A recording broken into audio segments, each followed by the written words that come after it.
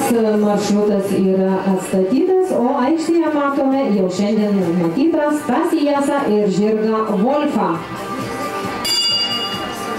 Wolfas Trakėnų veislės Lietuvoje gimęs eržilas nuo garsaus eržilo reproduktoriaus gluosnio. Šis žirgas priklauso poniai Gabrielei Stumbrieniai. Ruošiasi Elena Railienė.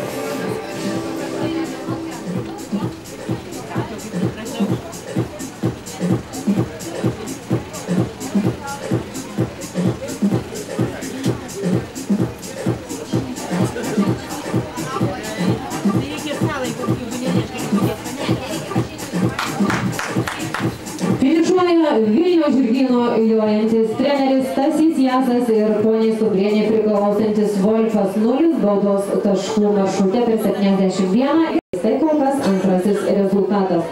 O aikštėje matome paskutinį persirinkimo duetą, tai Stasys Jasas ir Gabrielei Stumbrieniai priklausantis žirgas Wolfas.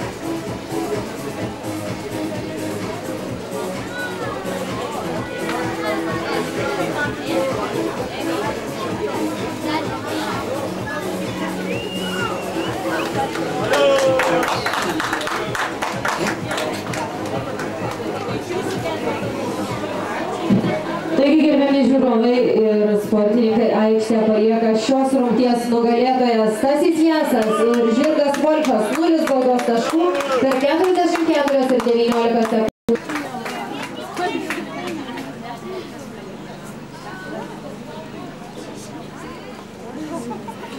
Ir sveikiname šios dienos Vilniaus rajono merės taurės laimėtoją Stasį Jasą ir žirgą Wolfą. Šis žirgas priklauso poniai Gabrielei Stumbrieniai. Taigi Vilniaus rajono merės taurė atitenka Vilniaus žirgyno jojančiam treneriui Stasiui Jasui. Sveikinimai nuo Vilniaus žirgyno direktoriaus pono Stasio Svetlausko bei Patelos Malšė vadovės ponės Audronės Vakarinienės.